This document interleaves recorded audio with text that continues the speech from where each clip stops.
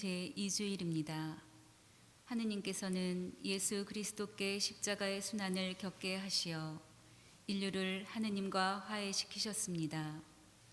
이 주일 잔치에서 거룩한 교회가 그리스도의 사랑으로 변화되어 주님이시며 사랑이신 그리스도와 맺는 영원한 혼인의 기쁨을 맛보게 해 주시기를 청합시다.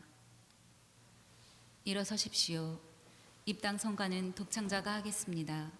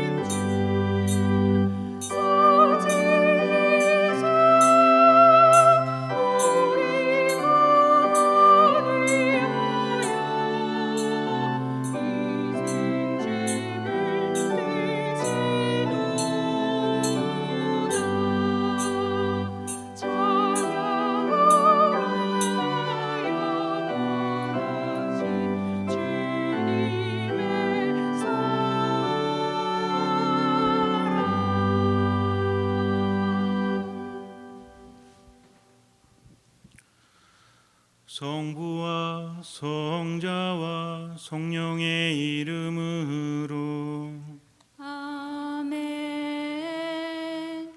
우리 주 예수 그리스도의 은총과 하느님의 사랑과 성령의 친교가 여러분 모두와 함께 또한 사제의 영과 함께 참 예수님 많이 힘든 시기 주님 안에서 잘 버티고 계세요? 희망이라는 것이 참 어렵죠. 지금 힘들어도 희망이 있다면 이겨낼 수 있지만 언제가 될지 모르는 상황에서 우리 마음은 무너지게 마련입니다. 그러나 보이지 않아도 하느님께서 함께 하심을 믿기 때문에 우린 지금을 살아갈 수 있는 것입니다. 힘든 것은 힘들다고 인정하고 또 힘들 때 넘어지는 것도 인정하고 일어나면 되는 거죠. 완벽할 필요는 없습니다. 그저 주님과 함께하는 거죠. 신앙은 무엇입니까? 여러 가지 정의가 있겠지만 우리 상황에 비추어서 신앙에 대해서 묵상했으면 합니다. 신앙은 무엇보다 하느님과 함께하는 거죠. 예수님을 만나고 그분 안에 머물고 그분을 따라가는 것입니다. 만남이 우리들의 신앙을 키워준다는 것이죠. 나는 믿음을 갖고 싶은데 왜 믿음이 부족하지? 아무리 걱정해도 믿음은 자라지 않습니다. 믿음이라는 것은 예수님을 만나고 그분의 말씀을 듣고 그분 안에 머물 때, 구체적으로 말씀 안에 머물 때 기억하셔야 됩니다. 이 거룩한 미사를 봉헌하면서 답답한 가슴을 움켜잡고 집에서 미사하실 분들을 위해서도 하나님의 은총을 청하면서 우리 마음을 모으도록 하겠습니다. 형제 자매 여러분, 구원의 신비를 합당하게 거행하기 위하여 우리 죄를 반성합시다.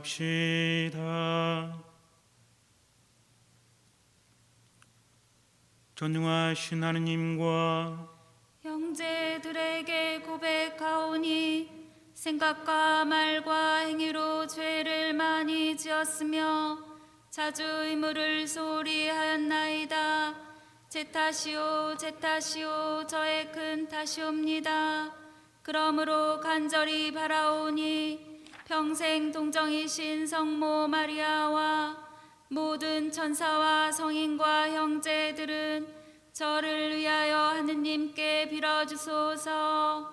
전능하신 하느님, 저희에게 자비를 베푸시어 죄를 용서하시고 영원한 생명으로 이끌어 주소서. 아멘.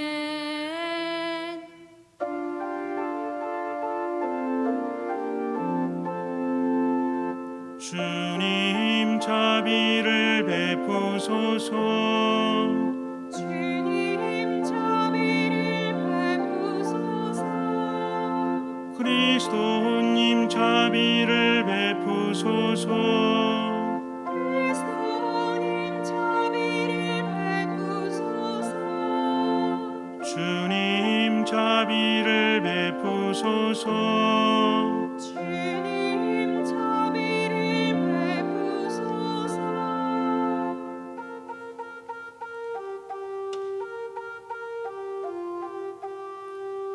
하늘 높은 데서는 하느님께 영광, 땅에서는 주님께서 사랑하시는 사람들에게 평화.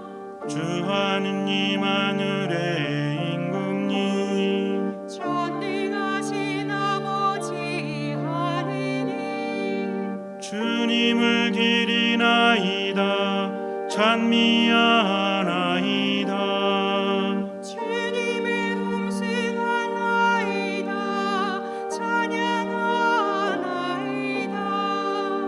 주님 영광 크시오니 감사하나이다. 외아들 주 예수 그리스도님, 주 하느님, 성부의 아드님, 하느님의 어린 양, 세상의 죄를 없애시는 주님, 저희에게 자비를 베푸소서. 세상의 죄를 없애시는 주님, 저희의 기도를 들어주소서.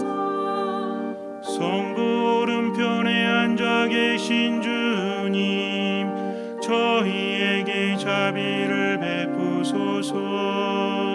홀로 거룩하시고 홀로 주님이시며 홀로 높으신 예수 그리스도님, 성령과 함께 아버지 하느님의 영광 안에 계시나이다. 아멘. 기도합시다.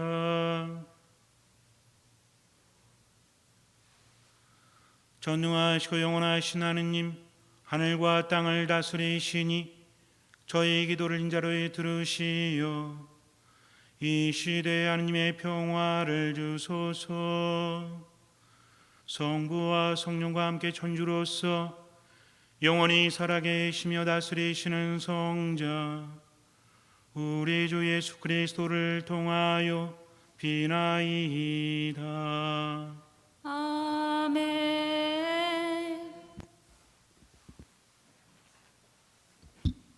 말씀 전례가 시작됩니다.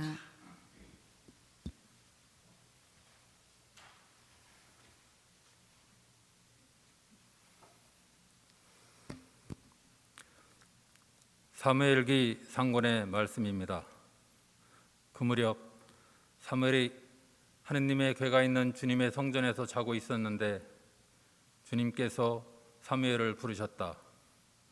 그가 예 하고 대답하고는 엘리에게 가서 저를 부르셨지요. 저 여기 있습니다 하고 말하였다. 그러나 엘리는 나는 너를 부른 적이 없다. 돌아가 자라 하였다. 그래서 사무엘은 돌아와 자리에 누웠다. 주님께서 다시 사무엘을 부르시자 그가 일어나 엘리에게 가서 저를 부르셨지요. 저 여기 있습니다 하고 말하였다. 그러나 엘리는 내 아들아, 나는 너를 부른 적이 없다. 돌아가자라 하였다. 사무엘은 아직 주님을 알지 못하고 주님의 말씀이 사무엘에게 드러난 적이 없었던 것이다. 주님께서 세 번째로 다시 사무엘을 부르시자 그는 일어나 엘리에게 가서 저를 부르셨지요. 저 여기 있습니다. 하고 말하였다. 그제야 엘리는 주님께서 그 아이를 부르고 계시는 줄 알아차리고 사무엘에게 일렀다. 가서 자라. 누군가 다시 너를 부르거든 주님 말씀하십시오. 당신 종이 듣고 있습니다. 하고 대답하여라. 사무엘은 돌아와 잠자리에 누웠다. 주님께서 찾아와 서시어 아까처럼 사무엘아, 사무엘아 하고 부르셨다. 사무엘은 말씀하십시오. 당신 종이 듣고 있습니다. 하고 말하였다. 사무엘이 자라는 동안 주님께서 그와 함께 계시어 그가 한 말은 한마디도 땅에 떨어지지 않게 하셨다. 주님의 말씀입니다. 하느님 감사합니다. 주님 보소서 당신 뜻을 이루려 제가 왔나이다. 주님 보소서 당신 뜻을 이루려 제가 왔나이다. 주님께 바라고 또 바랐더니 나를 굽어보셨네. 새로운 노래 하느님께 드리는 찬양을 내 입에 담아주셨네. 주님 보소서 당신 뜻을 이루려 제가 왔나이다. 당신은 희생과 제물을 즐기지 않으시고 도리어 저의 귀를 열어주셨나이다. 번제물과 속죄 제물을 바라지 않으셨나이다. 제가 아뢰었나이다. 보소서 제가 왔나이다. 주님 보소서 당신 뜻을 이루려 제가 왔나이다. 두루마리에 저의 일이 적혀 있나이다. 주 하느님 저는 당신 뜻 즐겨 이루나이다. 당신 가르침 제 가슴 속에 새겨져 있나이다. 주님 보소서 당신 뜻을 이루려 제가 왔나이다. 저는 큰 모임에서 정의를 선포하나이다. 보소서 제 입술 다물지 않음을 주님 당신은 아시나이다. 주님 보소서 당신 뜻을 이루려 제가 왔나이다. 사도 바오로의 코린토일서 말씀입니다. 형제 여러분, 몸은 불륜이 아니라 주님을 위하여 있습니다. 그리고 몸을 위해 주시는 분은 주님이십니다. 하느님께서 주님을 다시 일으키셨으니 우리도 당신의 힘으로 다시 일으키실 것입니다. 여러분의 몸이 그리스도의 지체라는 것을 모릅니까? 주님과 결합하는 이는 그분과 한 영이 됩니다. 불륜을 멀리 하십시오. 사람이 짓는 다른 모든 죄는 몸 밖에서 이루어지지만 불륜을 저지른 자는 자기 몸에 죄를 짓는 것입니다. 여러분의 몸이 여러분 안에 계시는 성령의 성전임을 모릅니까? 그 성령을 여러분이 하느님에게서 받았고 또 여러분은 여러분 자신의 것이 아님을 모릅니까? 하느님께서 값을 치르고 여러분을 속량해 주셨습니다. 그러니 여러분의 몸으로 하느님을 영광스럽게 하십시오. 주님의 말씀입니다. 하느님 감사합니다.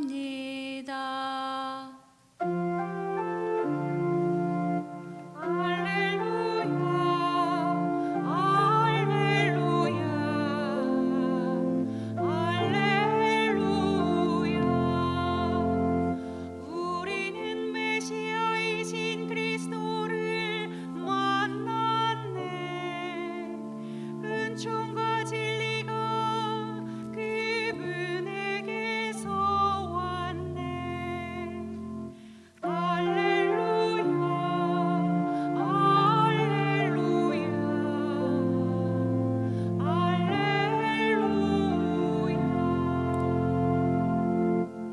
주님께서 여러분과 함께 또한 사제의 영과 함께 요한이 전한 거룩한 복음입니다. 주님 영광 받으소서.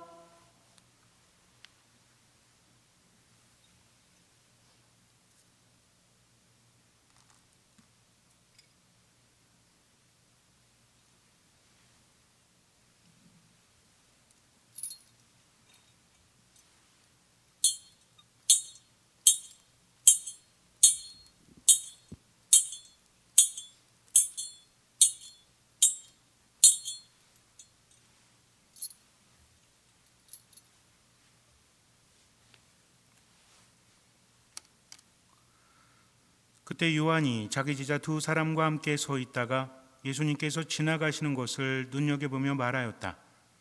보라, 하느님의 어린 양이시다. 그 두 제자는 요한이 말하는 것을 듣고 예수님을 따라갔다. 예수님께서 돌아서시어 그들이 따라오는 것을 보시고 무엇을 찾느냐 하고 물으시자 그들이 라피, 어디에 묵고 계십니까? 하고 말하였다. 라피는 번역하면 스승님이라는 말이다. 예수님께서 그들에게 와서 보아라 하시니 그들이 함께 가 예수님께서 묵으시는 곳을 보고 그날 그분과 함께 묵었다. 때는 오후 4시쯤이었다. 요한의 말을 듣고 예수님을 따라간 두 사람 가운데 하나는 시몬 베드로의 동생 안드레아였다. 그는 먼저 자기 형 시몬을 만나 우리는 메시아를 만났소 하고 말하였다. 메시아는 번역하면 그리스도이다. 그가 시몬을 예수님께 데려가자 예수님께서 시몬을 눈여겨보며 이르셨다.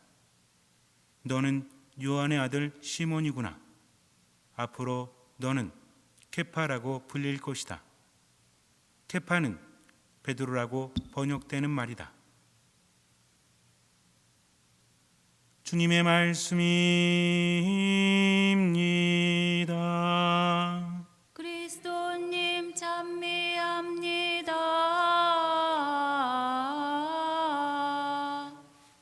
도마 안중근 의사는 아주 훌륭한 분이죠.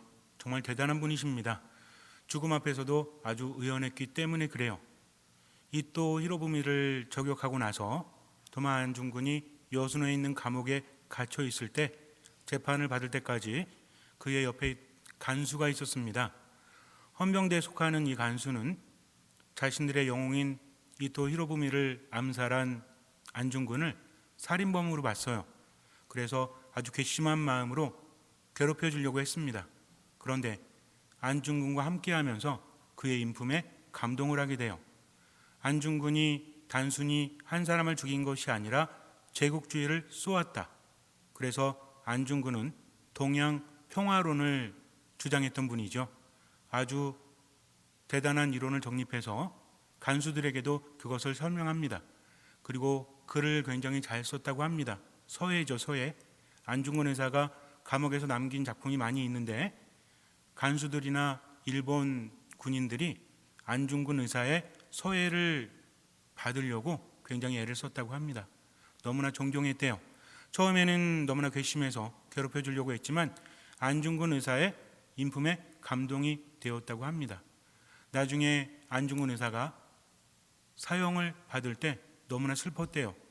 그래서 너무너무 죄송하다고, 자기가 일본 사람으로서 너무나 죄송하다고 하니까 안중근 의사가 당신은 당신의 본분을 다한 거니까 그런 말 하지 말라고, 그래서 나중에 평화가 왔을 때 우리 다시 태어났을 때 만나자라는 말을 남기셨다고 합니다. 위국 헌신 군인 본분이라고 하죠. 그래서 마지막으로 그 글자를 서예로 써서 바로 그 사람에게 넘겼다고 합니다. 그 사람의 이름은 치바 도시치래요. 이 사람은 일본으로 돌아가서 안중근 의사의 위패를 모시고 자기 자손들에게까지 안중근 의사를 위해서 제사를 지내라 라고 말을 했다고 합니다.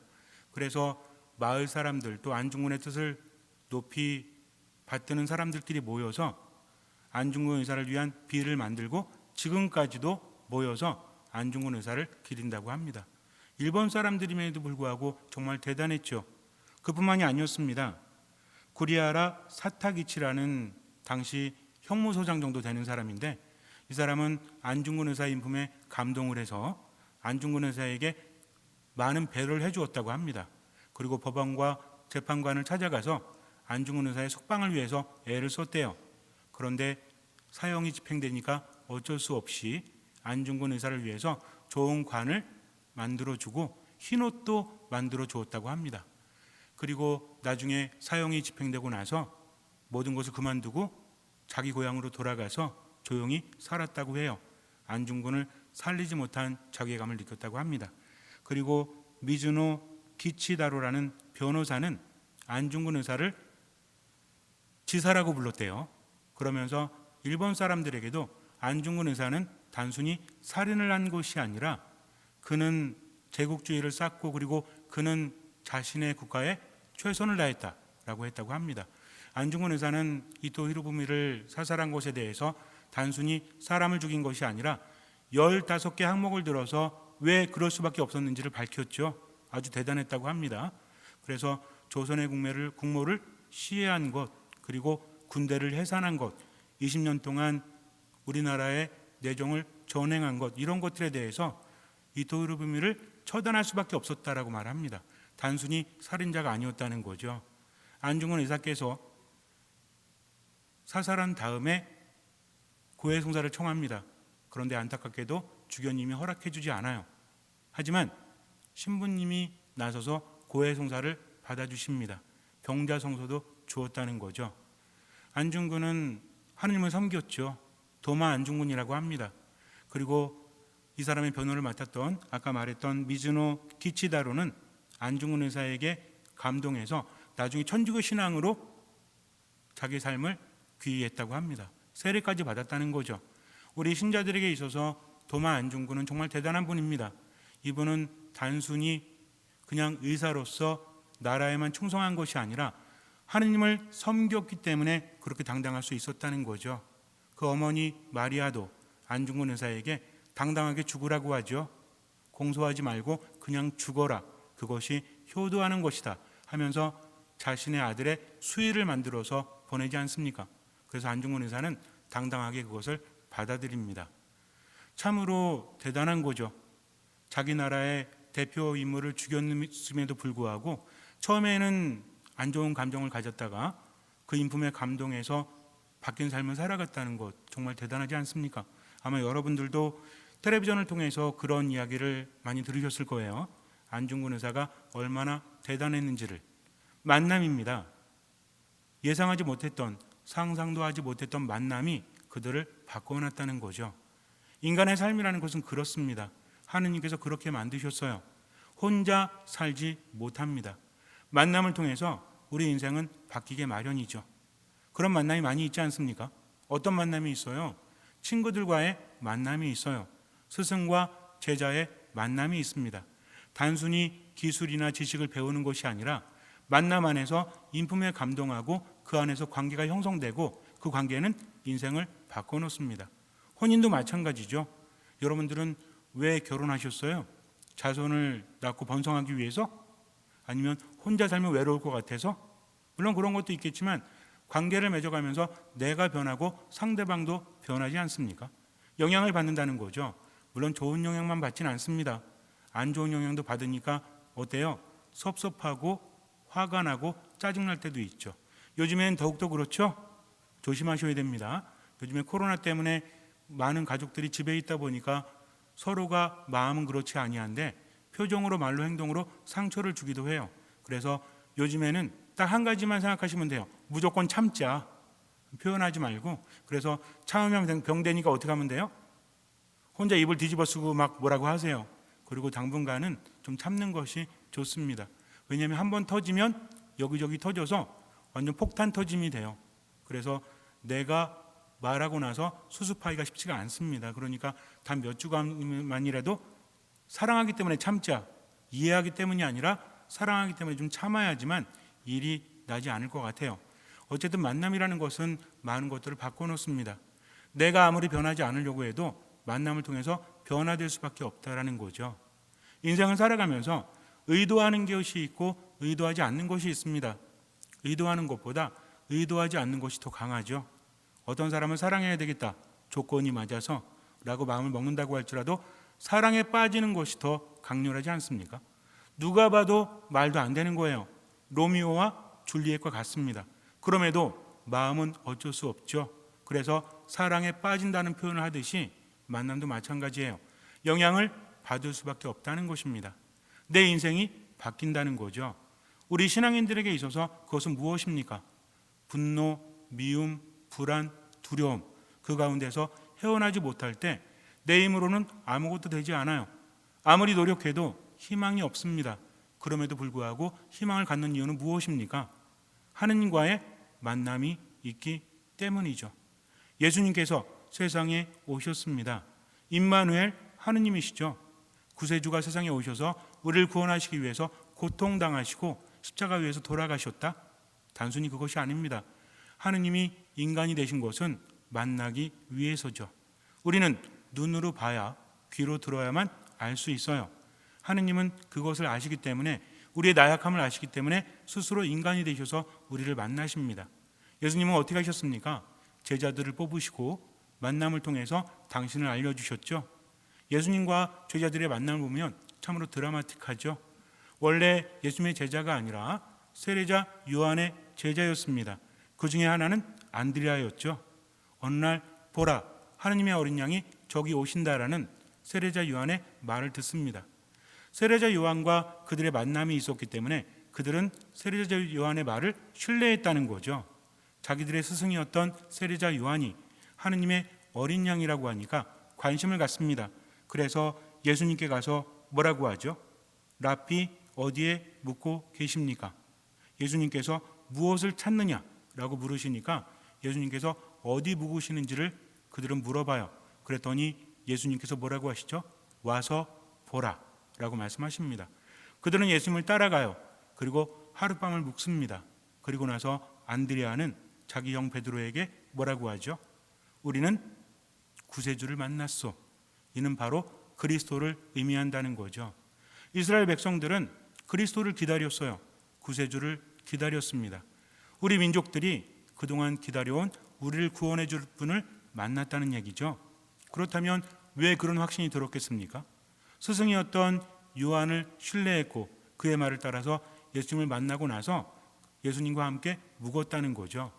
예수님과 묵으면서 뭘 했을까요? 저녁부터 그 다음 날까지 예수님이랑 세례자 요한의 제자들, 그들은 뭘 했을까요? 고스톱?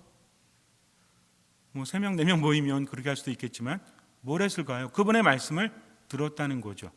함께 먹고 함께 마시면서 그분의 말씀을 듣습니다. 말씀을 들으면서 그 말씀이 안에서 활동을 하게 되죠. 그들은 확신을 갖습니다. 그리고 베드로에게 그 사실을 전했죠. 베드로는 예수님을 만나요. 원래 베드로는 시몬이었죠. 시몬 바르 요나, 요한의 아들 시몬이었습니다. 그런데 예수님께서 케파라고 이름을 지어주십니다. 이는 무엇입니까? 베드로, 곧 반석이라는 거죠. 그 반석 위에 교회를 세우시고 그 교회는 죽음의 힘도 누르지 못하게 돼요. 하지만 아직 완성되지는 않았습니다.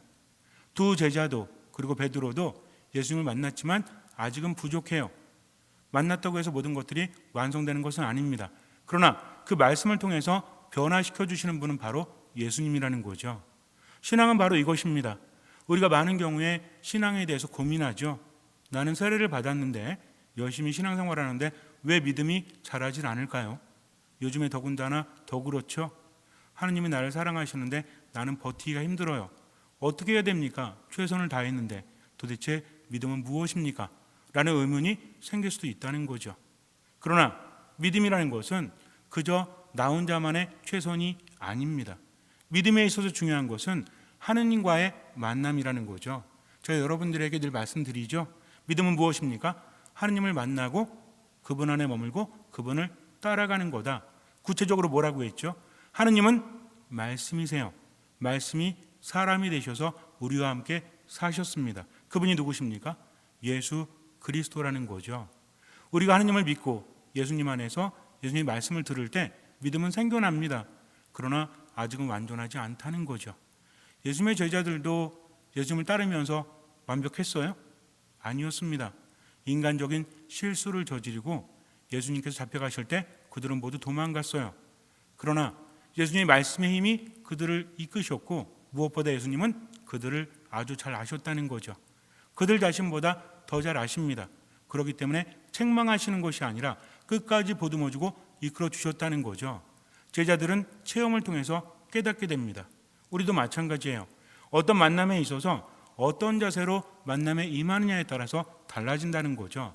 어느 경우에 만남이 망쳐집니까? 내가 판단하는 순간 저 사람은 이런 사람이야 하면서 내 의지대로 내 생각대로 상대방을 판단하면 그 만남은 제대로 이루어지지 않아요. 만남 안에서 중요한 것은 무엇입니까? 신뢰라는 거죠. 상대방을 믿는 겁니다. 그렇다고 해서 아무나 믿으란 얘기가 아니에요. 보이스피싱 이런 거 믿으란 얘기가 아니죠. 어떤 사람을 믿는 겁니까? 나와 함께하는 사람, 나를 믿어주는 사람, 그것이 하느님을 만나는 길이라는 거죠. 가족들도 마찬가지입니다. 때로는 섭섭하고 때로는 마음이 아파도 그래도 신뢰하는 마음으로 내가 다가갈 때, 마음의 문을 닫지 않고 대화할 때, 그리고 뭐 할 때? 들어줄 때. 대화라는 것도 그렇죠.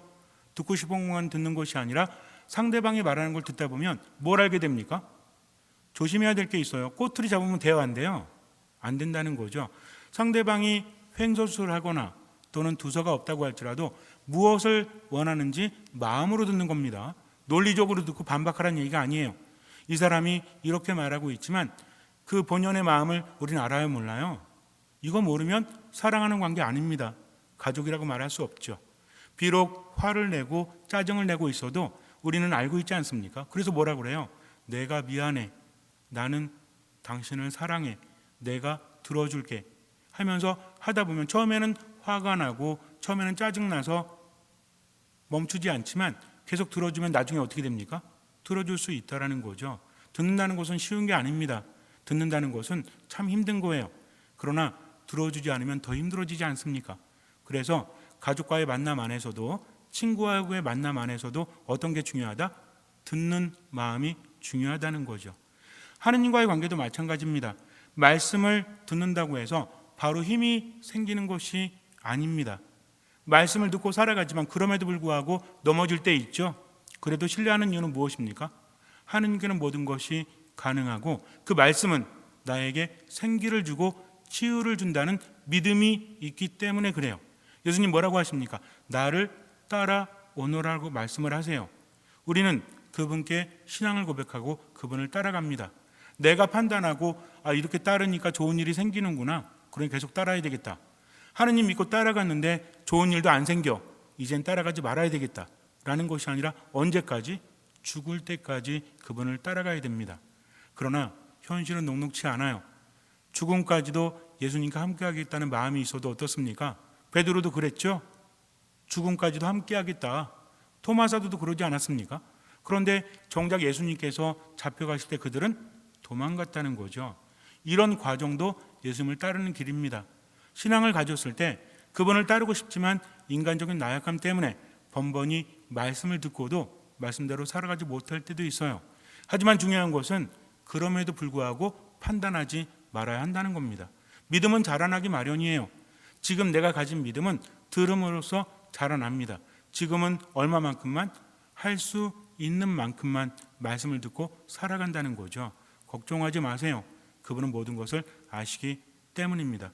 그래서 두려워하거나 불안해하지 않아요. 정말 중요한 것은 내 안에서 무너지지 말아야 된다는 겁니다.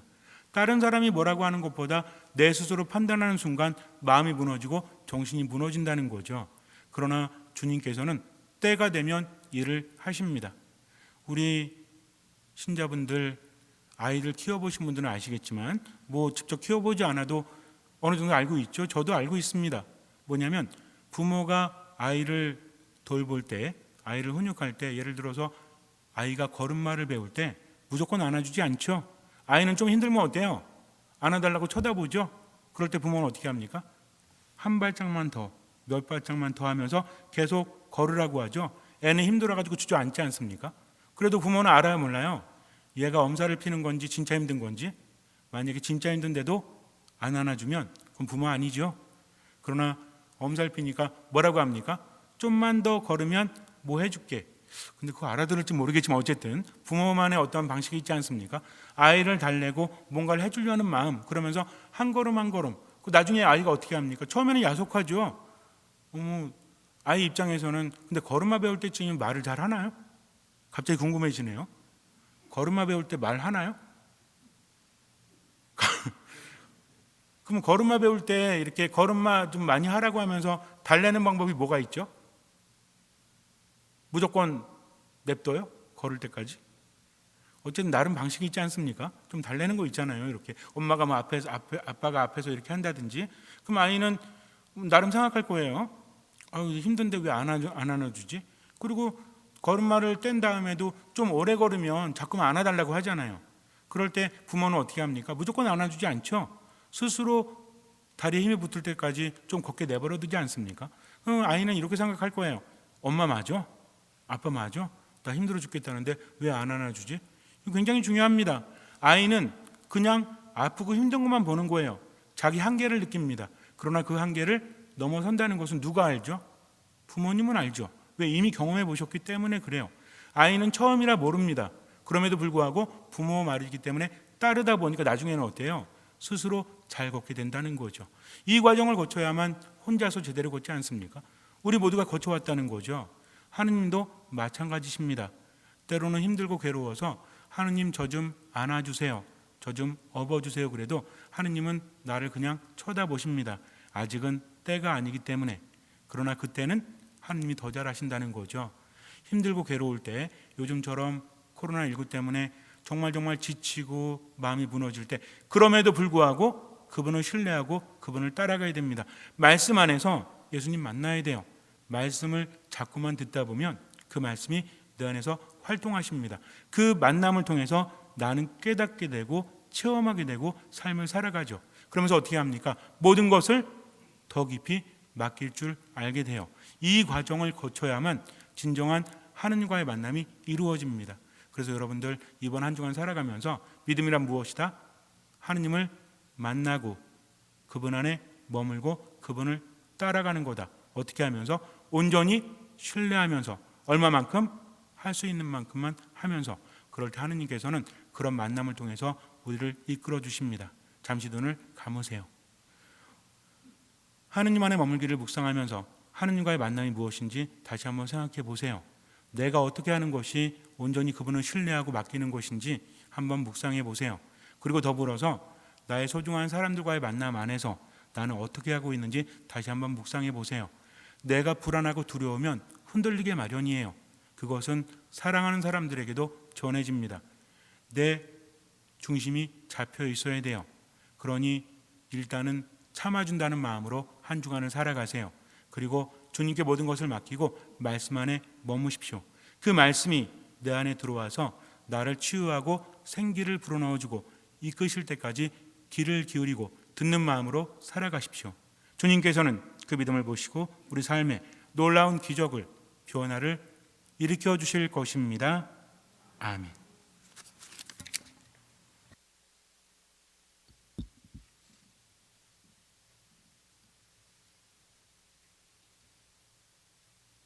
일어서십시오. 전능하신 천주 성부 천지의 창조주를 저는 믿나이다. 그 외아들 우리 주 예수 그리스도님 성령으로 인하여 동정 마리아께 잉태되어 나시고 본시오 빌라도 통치 아래서 고난을 받으시고 십자가에 못 박혀 돌아가시고 묻히셨으며 저승에 가시어 사흘날에 죽은 이들 가운데서 부활하시고 하늘에 올라 전능하신 천주 성부 오른편에 앉으시며 그리로부터 상이와 죽은 이를 심판하러 오시리라 믿나이다.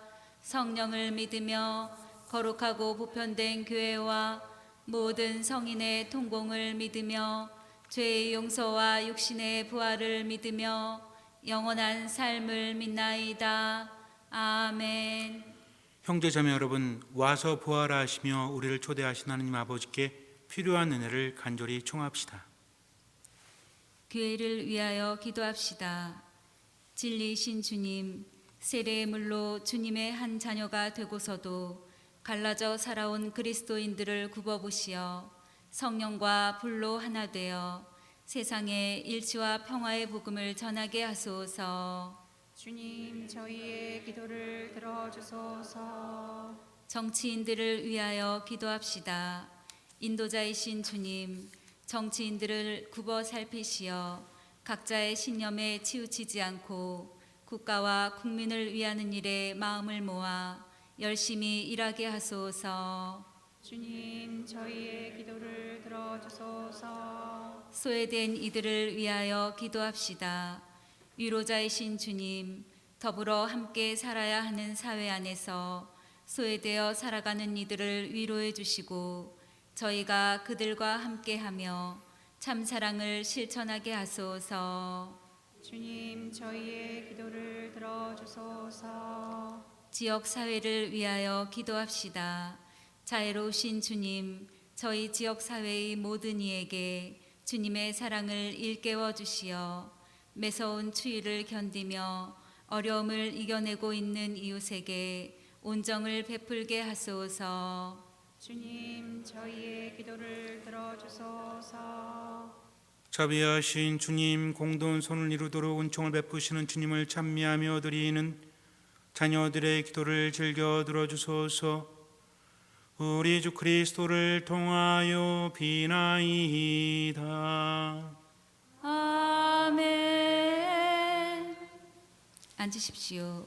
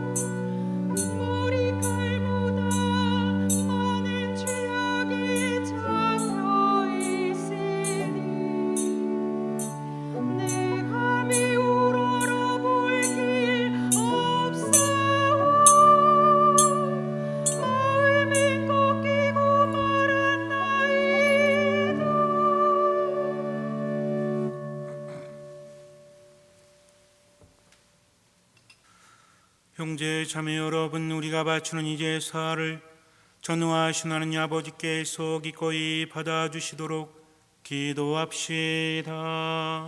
사제의 손으로 바치는 이 제사가 주님의 이름에는 찬미와 영광이 되고 저희와 온 교회는 도움이 되게 하소서.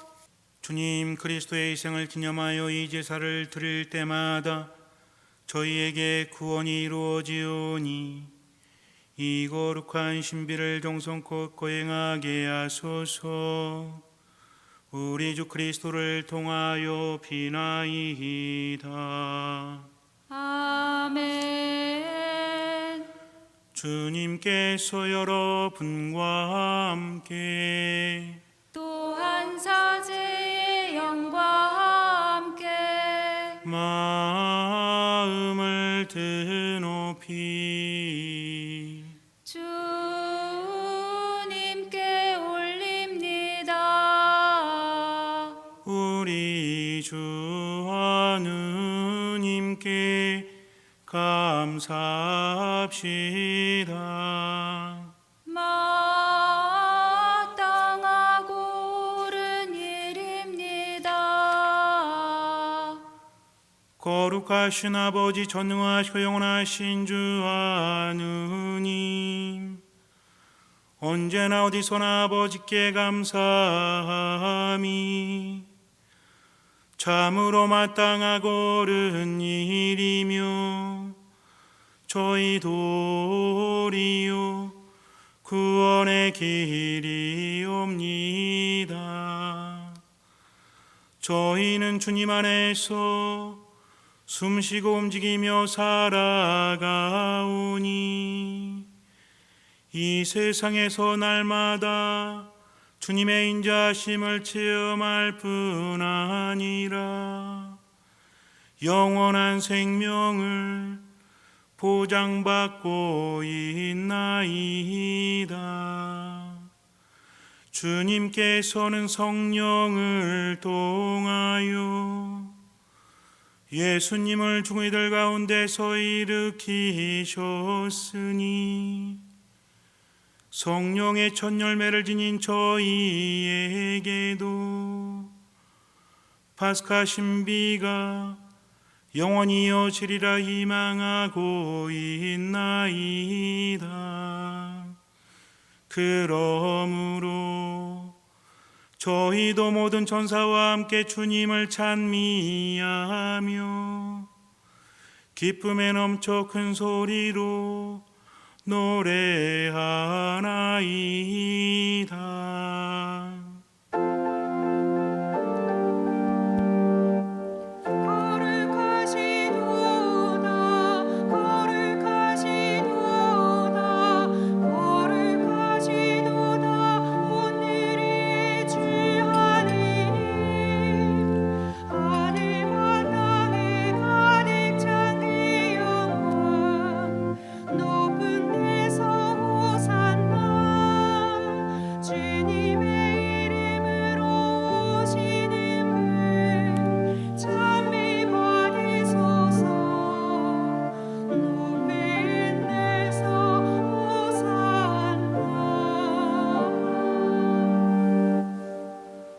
거룩하신 아버지, 아버지께서는 모든 거룩함의 셈이시옵니다.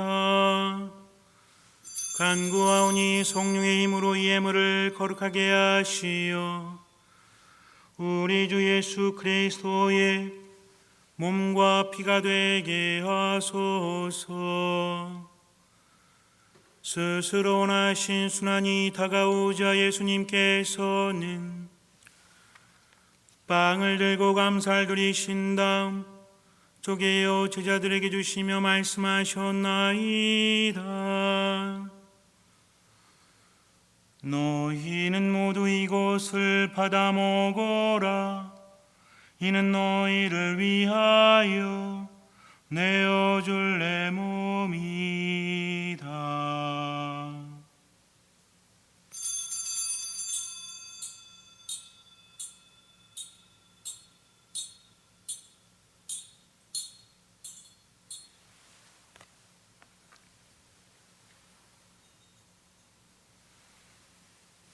저녁을 잡수시고 같은 모양으로 잔을 들어 다시 감사를 드리신 다음 제자들에게 주시며 말씀하셨나이다.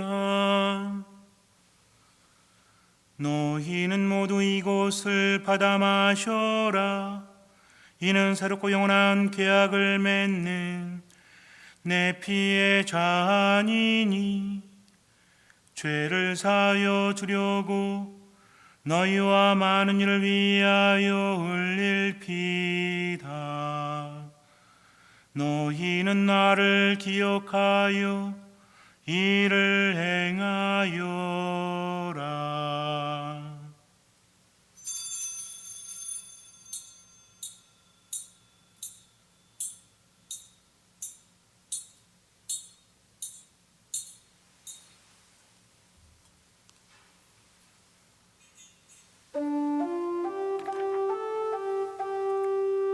신앙의 신비여 주님께서 오실 때까지 주님의 죽음을 전하며 부활을 선포하나이다.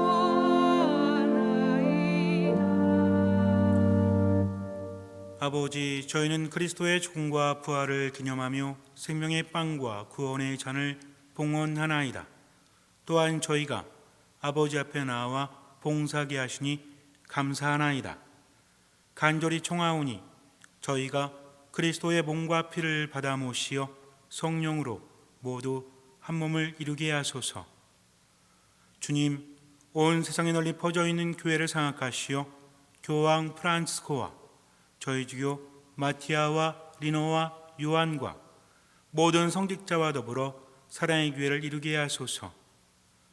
부활의 희망 속에 고이 잠든 교우들과 세상을 떠난 다른 이들도 모두 생각하시어 그들이 주님의 빛난 얼굴을 배우게 하소서. 저희에게도 자비를 베푸시어 영원으로부터 주님의 사랑을 받는 하느님의 어머니 복되신 동정 마리아와 그 배필이신 성 요셉과 복된 사도들과 모든 성인과 함께 영원한 삶을 누리며 성자 예수 그리스도를 통하여 아버지를 찬양하게 하소서. 그리스도를 통하여 그리스도와 함께 그리스도 안에서 성령으로 하나 되어 전능하신 천주 성부 모든 영예와 영광을 영원히 받으소서. 아멘. 하느님의 자녀 되어 구세주의 분부대로 삼가하래오니 하늘에 계신 우리 아버지 이름이 거룩히 빛나시며 아버지의 나라가 오시며 아버지의 뜻이 하늘에서와 같이 땅에서도 이루어지소서. 오늘 저희에게 일용할 양식을 주시고 저희에게 잘못한 일을 저희가 용서하오니 저희 죄를 용서하시고 저희를 유혹에 빠지지 않게 하시고 악에서 구하소서. 주님, 저희를 모든 악에서 구하시고 한평생 평화롭게 하소서. 주님의 자비로 저희를 언제나 죄에서 구원하시고 모든 시련에서 보호하시어 복된 희망을 품고 구세주 예수 그리스도의 재림을 기다리게 하소서. 주님께 나라와 권능과 영광이 영원히 있나이다. 주 예수 그리스도님 일찍이 사도들에게 말씀하시기를 너희에게 평화를 두고 가며 내 평화를 주노라 하셨으니 저희 죄를 헤아리지 마시고 교회의 믿음을 보시어 주님의 뜻대로 교회를 평화롭게 하시고 하나 되게 하소서. 주님께서는 영원히 살아계시며 다스리시나이다. 아멘. 주님의 평화가 항상 여러분과 함께 또한 사제의 영과 함께 평화 인사를 나눕시다. 평화를 빕니다.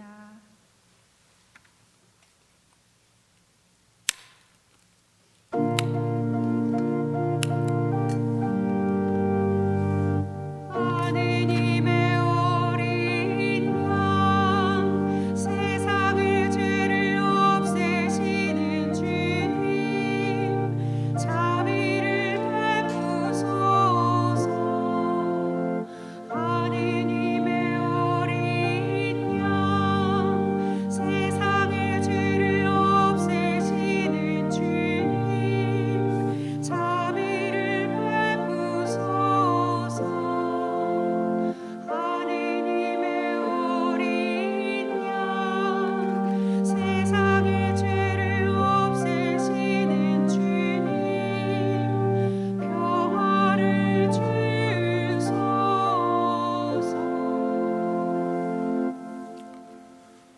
보라, 하느님의 어린 양, 세상의 죄를 없애시는 분이시니 이 성찬에 초대받은 이는 복되도다. 주님 제 안에 주님을 모시기에 합당치 않사오나 한 말씀만 하소서. 제 영혼이 곧 나으리다.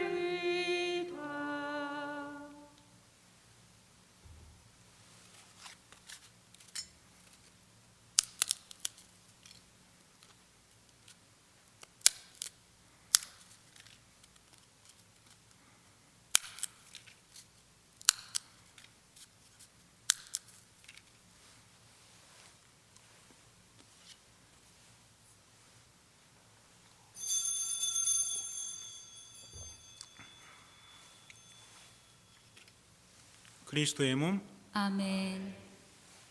거룩한 성체를 받아 모시는 시간입니다.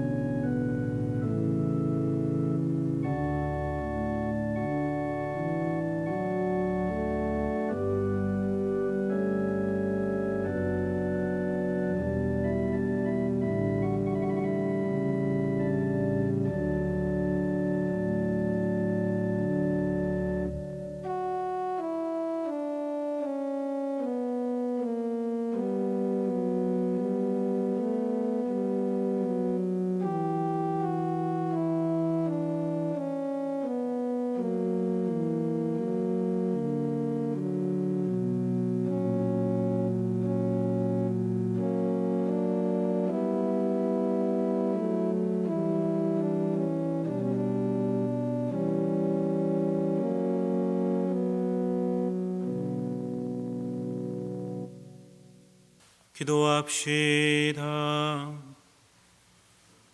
주님, 저희가 전상 양식을 함께 나누고 비우니 사랑의 성령을 부어주시어 그 사랑으로 한 마음이 되게 하소서. 우리 주 그리스도를 통하여 비나이다. 아멘. 주님께서 여러분과 함께 또한 사제의 영과 함께 전능하신 천주 성부와 성자와 성령께서는 여김을 모든 이에게 강복하소서. 아멘. 미사가 끝났으니 가서 복음을 전합시다. 하느님 감사합니다. 거룩한 미사 성제에서 받은 하느님 은혜에 감사드리며 박연성가는 독창자가 하겠습니다.